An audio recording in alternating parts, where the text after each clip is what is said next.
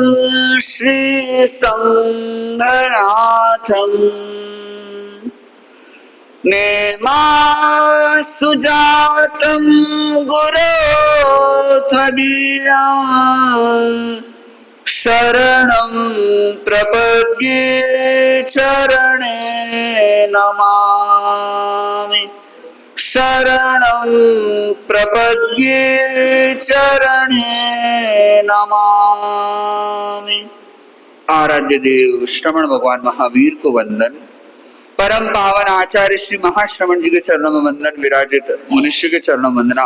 उपस्थित श्रद्धालु श्रावक श्राविकाओं, प्रश्नों के क्रम में एक बहुत अच्छा प्रश्न, सर्वजन उपयोगी प्रश्न जिसकी आज हम चर्चा करने वाले हैं। जब हम धर्म साधना की, धर्म आराधना की प्रेरणा सुनते हैं, जब उसकी चर्चा होती है, जब हमें निर्देश दिए जाते हैं, तब उसे सुन करके कुछ प्रश्न हमारे मन में पैदा होते हैं। एक प्रश्न लोगों के मन में हुआ करता है कि जब व्यक्ति धर्म करता है तो उसे डर के जीना पड़ता है। क्या करना पड़ता है? डर के। जैसे ये करूंगा तो वो हो जाएगा, वो करूंगा तो ये हो जाएगा। व्यक्ति क्या नहीं कर पाता? फ्रीली कोई काम नहीं कर पाता। क्या नहीं कर पाता? फ्रीली, स्वतंत्र होकर के, खुल करके, मुखर होकर कोई काम नहीं कर पाता। और जबकि आज की दुनिया में क्या है, लोग कहते हैं कि फ्रीडम इज हैप्पीनेस। और हाँ, निश्चित रूप से स्वतंत्रता हमारे जीवन की एक मूलभूत खुशी का आधार, सुख का आधार कहा जा सकता है। तो कुछ ऐसी भावनाओं से प्रेरित एक प्रश्न है कि क्या हमें कर्म से डरना चाहिए, और यदि हाँ तो भय भी कर्म बंधन का कारण है। भय से भी कर्म बंधन होता है। तो निर्भय होकर के हम धर्म कैसे करें? बहुत एक अच्छा प्रश्न है। सबसे पहली बात तो ये क्लियर कर दें कि डरना किसी से नहीं चाहिए। क्या? किसी से भी हमें डरना नहीं चाहिए। किसी भी प्रकार का भय का प्रकंपन, भय का लेश मात्र हमारे साथ न हो, ऐसा हमारे प्रयत्न, यानी कि ऐसा हमारे लक्ष्य में होना चाहिए। और रही बात कर्म की, कर्म से डरने की जरूरत क्या? कर्म तो अजीब है। क्या है? कर्म तो अजीब है, और अजीब से आपको डरने की जरूरत नहीं। क्यों? अजीब अपने आप में कुछ नहीं कर सकता। कल के प्रवचन में संभवतः आपको क्लियर हुआ होगा कि मनुष्य ने कहा कि कर्म अपने आप में कुछ नहीं, कर्म तो डस्ट है, कार्मिक मैटर है। लेकिन जब आप उसका बंधन करते हो तो एक्चुअली समस्या कहां है कि हमारा कर्म करने में। जब हम कर्म करते हैं, हम कर्म को आश्रवण करते हैं, कर्म को आमंत्रित करते हैं, कर्म का बंधन करते हैं। और उससे भी डरने की जरूरत नहीं, उससे हमें बचने की जरूरत है। क्या करने की जरूरत है? कर्म से हमें डरना नहीं है, हमें कर्म से बचने का प्रयत्न करना है। और रही बात जो कर्म उदय में आए, उसकी जिम्मेदारी ले लो कि ये मेरा किया हुआ, मेरा फेंका हुआ ही लौट करके आया है। और जब यह विश्वास, यह श्रद्धा आपके मन में गहरी होगी तो निश्चित रूप से आप उसका सामना भी अच्छे ढंग से कर सकते हैं। तो पहली बात हमारी क्लियर होती है कि कर्म से हमें डरना नहीं, क्योंकि कर्म क्या है? अजीब है। और कर्म करने से भी डरना नहीं, हमें कर्म करने से बचना है। लेकिन ये प्रश्न होता है, ये भय, ये डर बार बार बीच में आता क्यों? आप ध्यान देना कि हम अपनी अनुभूतियों में जीते। किसमें जीते? अपनी अनुभूतियों में। तो हर एक बात को हम अपनी अनुभूति के साथ जोड़ करके चलते हैं। आपको मैं पूछ लूं कि शांति क्या होती? क्या पूछा मैंने? क्या एक्सप्लेन करोगे आप? Anyone can define? शांति क्या होती? अशांति का अभाव। तो अशांति को बीच में क्यों पटका? हमें तो शांति को समझना, अशांति से लेना देना क्या है? अब आप ध्यान देना कि आप अशांति को साथ लेकर के या अशांति से जुड़ी हुई अनुभूतियों को साथ लेकर के आप शांति को प्रमोट कर सकते हो, डिफाइन कर सकते हो। आप शांति को अच्छे से डिफाइन कर सकते हो? नहीं कर सकते। अच्छा, सुख क्या होता है? साधारण सा उदाहरण हम ले लें कि जब मोक्ष की बात आती है, हम क्या बातें करते हैं कि मोक्ष जहां किसी भी प्रकार का सुख मतलब दुख नहीं है, परम सुख है। क्या है? अच्छा, परम सुख बोले तो कि हमारा जो सुख है ना उससे बहुत बड़ा सुख है। आपके पास सुख है कौन सा जो उससे बहुत बड़ा सुख है? क्या सुख है आपके पास? तो कुछ चंद क्षणों का क्या है, चंद क्षणों का एक संतोष भी नहीं कह सकता उसको, इसलिए मैं थोड़ा अटक रहा हूं उस शब्द के लिए। हाँ है सुखाभास, बहुत सुंदर आभास है, सुख तो है ही नहीं। अब उससे हम मोक्ष का क्या कंपेयर करेंगे? अच्छा, आपको पूछ ले कि चलो मोक्ष तो बहुत आगे की बात, देवलोक में क्या होता है कि देवलोक में बहुत होता है। क्या होता है? यहाँ एक घरवाली वहां 5 होती है। अरे भाई, एक से इतनी समस्या है, 5 से क्या कर लेगा? कि वहां ये धन अपने यहां तो अपन लखपति है, वहां लाखों लखपति हो जाएंगे। तो भाई ये लखपति लाख रुपए तो संभल नहीं रहे, करोड़पति करोड़ तो संभल नहीं रहे, वो क्या संभालेगा? अरे उसको संभाला तो और टेंशन हो जाएगा ना। लेकिन हम क्या कर रहे हैं? अपनी अनुभूतियों से उसे समझने और समझाने का प्रयत्न करते हैं। तो अल्टीमेटली हमें जब जब धर्म की परिभाषा दी जाती है, कर्म से बचने की प्रेरणा दी जाती है, तो जो अभी तक हम सुनते समझते आए ना उसी को साथ में लेकर के कहा जाता है ये कर्म करेगा ना तो काला बाबा पकड़ लेगा, है ना, या आने वाले जन्म में तो एकदम काला हो जाएगा। और काला हो जाएगा तो किसी नाइजीरियन को कोई फर्क नहीं पड़ता, वेस्ट इंडीज के आदमी को कोई फर्क नहीं पड़ता काला होने से, साउथ अफ्रीकन को भी कोई फर्क नहीं पड़ता, वहां तो खुशी है। और काले में भी बहुत फूट रहे लोग मिल जाएंगे आपको, फिर क्या प्रॉब्लम है? लेकिन हम क्या है, जब हम इंडियंस या तो ब्रिटिश कलर पसंद करते हैं या फिर गोरा रंग फेयर कलर पसंद करते हैं, तो हमको क्या लग रहा है? और हो सकता है कि अगर यही बात अगर कोई साउथ अफ्रीकन या कोई नाइजीरियन अगर कोई अपनी चर्चा करे करे तू गोरा हो जाएगा, पाप करेगा ना तू गोरा बना देंगे तेरे को, अल्लाह गोरा बना देंगे तो वो तो न्यातबार हो जाएगा, तो उनके तो सामने समस्या हो जाएगी।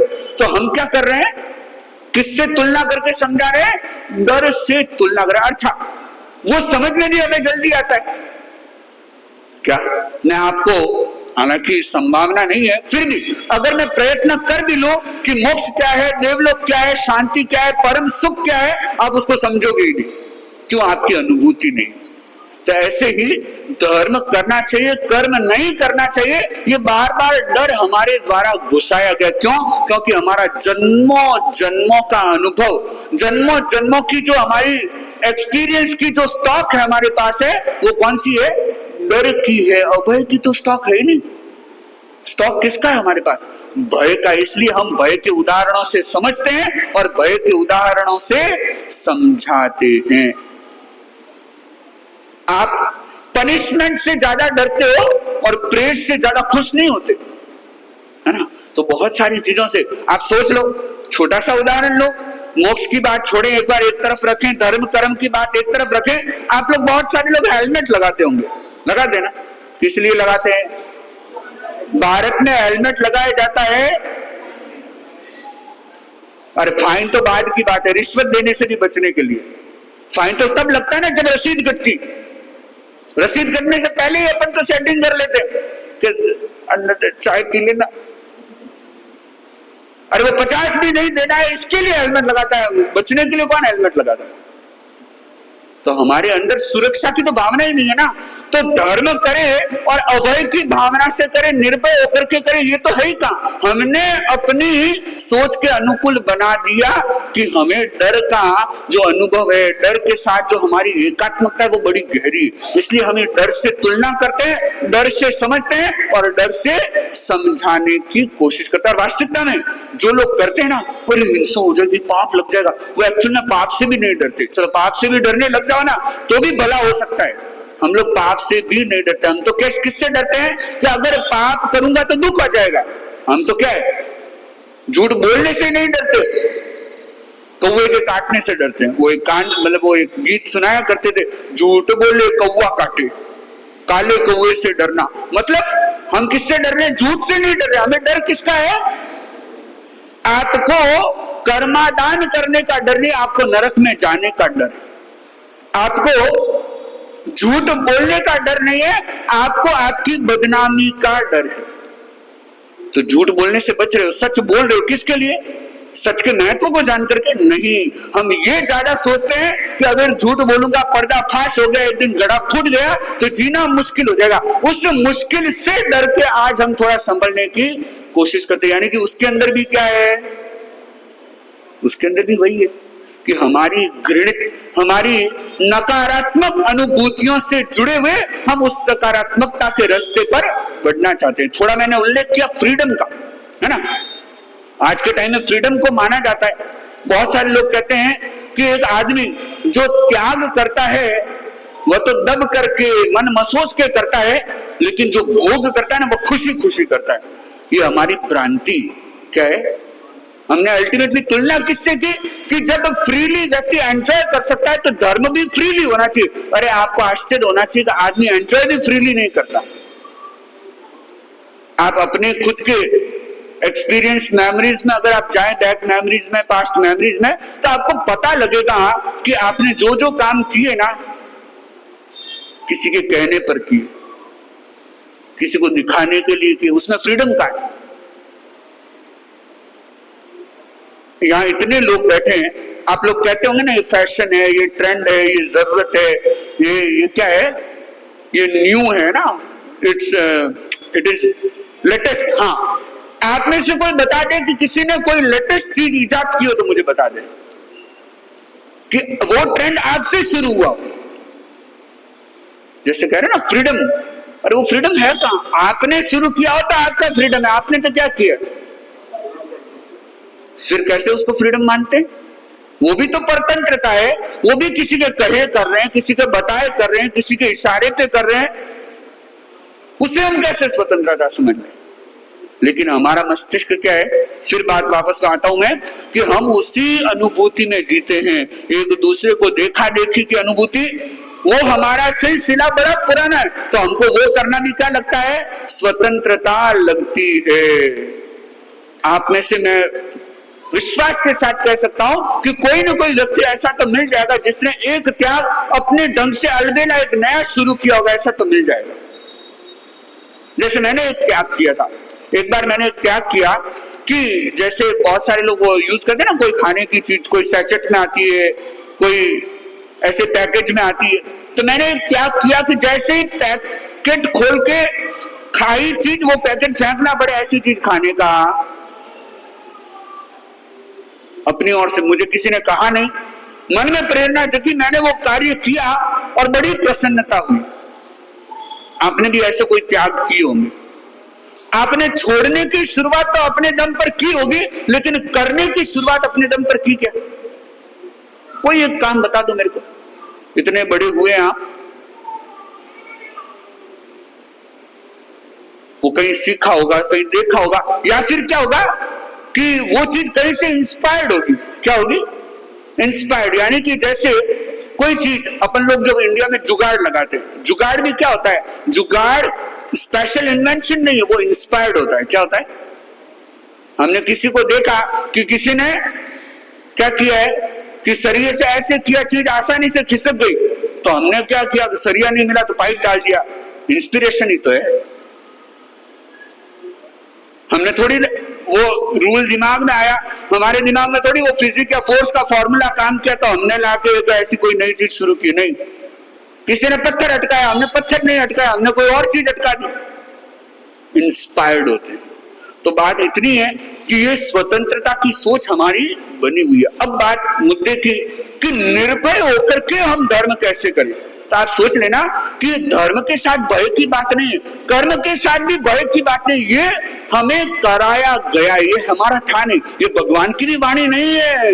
ये क्या हुआ? जब व्यवहार में आई, हम लोगों के बीच में आई, तो हम लोग क्या करने लगे? क्या करने लगे? आप सोच लो, आपने हम साधुओं को भी कैसे तुलना करते हो।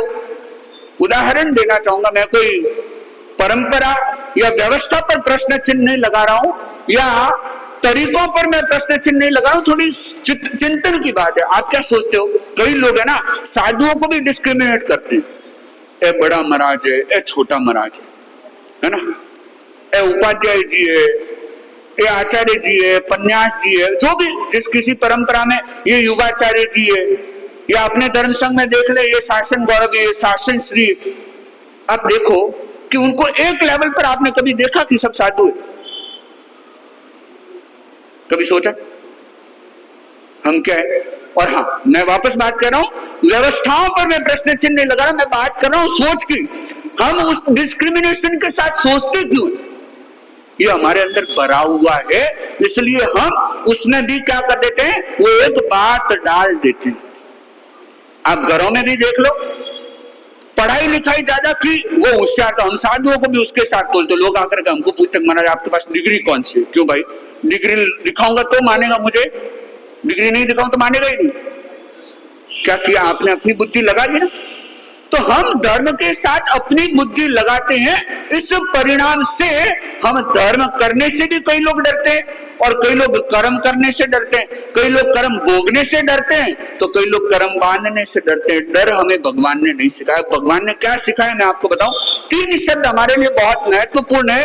एक है अपैथी, दूसरा है सिंपैथी, और तीसरा है एम्पैथी।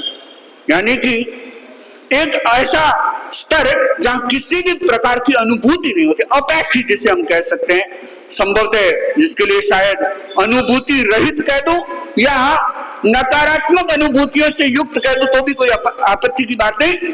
ऐसी भावना तो बहुत सारे लोग क्या है, अपैथी से जीवन जीते। और ये अपैथी क्या है, कर्म प्रेरित है, जिसके भीतर कोई करुणा नहीं है, कोई दया नहीं है, कोई भावना संवेदना नहीं है। ये किसके प्रेरित है?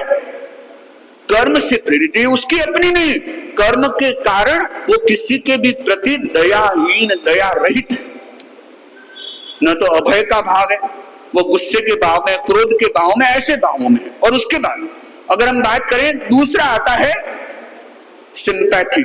ये हमारा क्या है, सामाजिक परिवेश का एक आवश्यक अंग, या ऐसा कह दे ये सामाजिक शिष्टता कही जा सकती है ना। और तीसरा होता है एम्पैथी। एम्पैथी यानी समानुभूति, जैसा मैं वैसे आप, जैसे आप वैसा मैं। ये क्या है, ये न तो शिष्टता से प्रेरित है, और यह न हमारे कर्म से प्रेरित है, यह हमारी शुद्धि से प्रेरित है। और भगवान क्या बोलते हैं कि तुम समानुभूति की साधना करो, तुम जीव को अपने समान समझने लग जाओ। और मैं विश्वास के साथ कह सकता हूं कि भगवान की इस वाणी को स्वीकार कर लो ना, आप हिंसा कर ही नहीं सकते। जैसे तीर्थंकर हिंसा कर ही नहीं सकते, वीतराग भी कर ही नहीं सकते। अप्रमत्त व्यक्ति, वीतराग तीर्थंकर बहुत आगे, अप्रमाद अवस्था में जीने वाला साधु भी हिंसा कर ही नहीं सकता। क्यों? क्योंकि उसमें क्या आ रही है, वो किस लेवल में है? सिंपैथी के लेवल में नहीं, अपैथी के लेवल में नहीं, वो किस लेवल में है? समानुभूति यानी कि एम्पैथी के लेवल में है। और उस अवस्था में आपको ये डर तो छोड़ दो, हिंसा ही छूट जाएगी तो डर क्या है? आप काम करोगे ही नहीं, करोगे बोले तो कि उस तरीके से आप कार्य करोगे ही नहीं कि जहां प्रमाद हो, यानी कि जहां किसी भी प्रकार का भय हो, ईर्ष्या हो, घृणा हो, द्वेष हो, चाहे खुद से चाहे सामने वाले व्यक्ति से। तो वह एक आदर्श अवस्था है। निर्भय अभय होकर के पूर्ण रूप से हमें साधना करना, वह एक आदर्श अवस्था है। लेकिन इसका प्रारंभ हम एक इनिशियल लेवल से कर सकते हैं। कैसे? कि आप अपनी अनावश्यक हिंसाओं को छोड़ सकते हो, ये आप आसानी से कर सकते हो। आपको इसमें किसी भी प्रकार का न तो भय खाना है न भय देना है ना। इसमें आपका अहंकार भी छूटेगा, इसमें आपका ममकार भी छूटेगा, इसमें आपका लालच भी छूटता जाएगा। तो अनावश्यकताओं को छोड़ जाओ, ये आप कर सकते हो। दूसरा, आवश्यकता वाले जो कार्य कर रहे हो उसमें रस लेना बंद कर दो। माना कि आप भोजन पकाएंगे, हिंसा होगी, अब ऐसे तो नहीं आग जला रही हो, डर लग रही हो, ऐसे तो करने को कोई नहीं बोल रहा। आप कर रहे हो, लेकिन उसमें यह तो कर सकते हैं ना, मुझे जो नहीं करना या जिससे मैं बच सकता हूं वो मैं नहीं करूंगा। तो क्या होगा?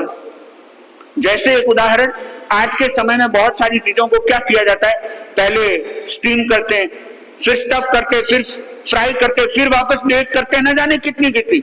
आप क्या कर सकते हो, एक बार स्टीम हो गया, बॉईल हो गया, बेक हो गया, कुछ भी एक बार हो गया ना, तो वो चीज आपके पेट के लिए, खाने के लिए कोई खराब नहीं।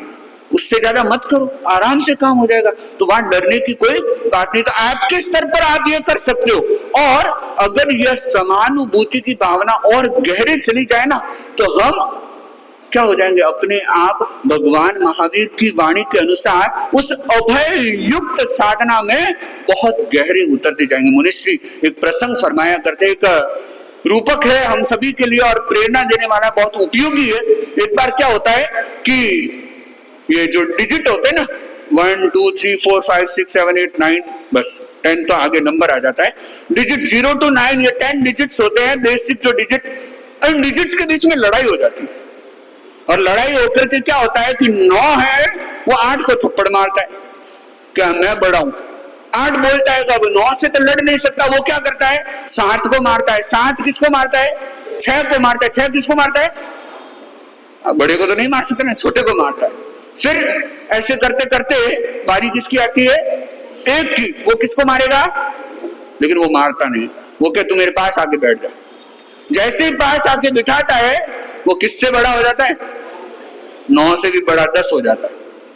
तो समझ सकते हैं कि हम जब जब किसी को दबाने की या खुद दबने की कोशिश करेंगे, उतना उतना हम क्या होते जाएंगे, छोटे होते जाएंगे। हमारा स्तर, हमारी वैल्यू, ये सब कुछ गिरता चला जाएगा। लेकिन जैसे ये समानुभूति, यानी सामने वाले को भी समझो, यानी कि एक है ऐसा जो 0 की फीलिंग को समझ सकता है। क्या कोई एक है, 2 नहीं, 5 नहीं है, 9 नहीं है। 9 ने 0 की स्थिति को, उसके दर्द को नहीं समझा। उसके दर्द को किसने समझा, एक ने समझा, और वो एक आप हो सकते। तो आप भी क्या करें, उसके अनुभव को समझे। यानी कि दुनिया में करोड़ों लोग होंगे जो अपनी आसक्ति के, अपने आडंबर के या अपने स्वार्थ के जीवन को जीने वाले मिलेंगे, लेकिन उन हजारों करोड़ों लोगों में कोई एक विरला होगा जो क्या समझेगा कि जैसा मेरा जीव, जैसी मेरी आत्मा, वैसे ही एकेंद्रिय की आत्मा, वैसे ही द्विंद्रिय की आत्मा, जैसे मैं जीवूं वैसे ही पानी जीवे। और आप जब उसके जीवत्व का सम्मान करने लग जाओगे, उस जीवत्व के साथ स्वयं को सम रूप में अनुभव करने लग जाओगे, तो कहना चाहिए कि वह अभय आपके अंदर अपने आप प्रस्फुटित होगा। आपको लाना नहीं होगा, एडप्ट नहीं करना होगा। एडप्ट तो हमने क्या किया है, भय किया है। और हाँ, मूल रूप से हमारा जो इस प्रश्न के पीछे जो भाव जहां से उठता है, जो रूट कॉज है, वो है कि हम दुनिया में जो काम कर रहे हैं वो स्वतंत्रता से कर रहे हैं। वह काम हम स्वतंत्रता से नहीं कर रहे हैं, वह भी हम प्रेरणाओं से कर रहे हैं। और हाँ, प्रामाणिक रूप में, शुद्ध रूप में आप अभय की साधना कर सकते हो। और हाँ, अपने स्तर से आप शुरुआत कीजिए। बहुत बार क्या होता है कि हम एक आइडियल लेवल की कहानी सुनते हैं, और आजकल कई धर्म उपदेशक बने हुए, सेल्फ प्रोक्लेम धर्म गुरु बने हुए ऐसे हैं कि ये तुम्हें परंपरा, ये दब्बू बनाती है, ये तुम्हें डराते हैं, ये तुम्हें क्या है, तुम इतने सालों से कर रहे हो, कुछ हुआ तो नहीं, तुम हमारे करने से करो तो तुम्हें कुछ होगा। ये क्या है, ये सारा बिजनेस है। तो आप थोड़ा सावधान बने। क्यों? क्योंकि आइडियल लेवल की बात करना बहुत आसान है। मैं आपसे सीधा गत सुकुमार के लेवल की भी बात कर सकता हूँ, मैं आपसे सीधा गंधर गौतम की भी लेवल की बात कर सकता हूँ। कहने में मैं भी कह सकता हूं कि आपको प्रवचन सुनना ही नहीं चाहिए। क्यों? अरे गंधर गौतम ने एक प्रवचन सुना, 14 पूर्वधर बन गए। आपने बना क्या? 14 गुणस्थान के तो नाम याद हुए नहीं, क्या करोगे, प्रवचन सुनना ही नहीं चाहिए। तो यह तरीके हो गए हैं आपको मिसगाइड करने के। तो हमें मिसगाइड नहीं होना है। आदर्श एक अपने आप में आदर्श है। और आचार्य श्री की एक बहुत अच्छी सेइंग, एक अच्छी उनका एक कथन है अच्छा, कि आदर्श वह नहीं जो हर कोई कर सके। क्या? आदर्श वह नहीं जो हर कोई कर सके, और आदर्श वह भी नहीं जो कोई नहीं कर सके। तो बस अभय होकर के, निर्भय होकर के धर्म साधना करना, ये आदर्श है। क्या है? आदर्श। हर कोई नहीं कर सकता, और ऐसा भी नहीं कि कोई नहीं कर सकता, कर सकते हैं, बस हम अपना प्रयत्न बढ़ाएं, जागरूकता बढ़ाएं और कदम दर कदम आगे बढ़ते रहे। तो मेरा विश्वास है कि उस एक में आपका भी नंबर आ सकता है और आप एक बन करके उस जीरो की वैल्यू को समझें और उसे अपने साथ एक सम्मान का स्थान दें, जिससे कि आप भी महान बन सके। इन्हीं भावनाओं के साथ ओम हर। विनम्र निवेदन, मुनिश्री से कर्म हसावे कर्म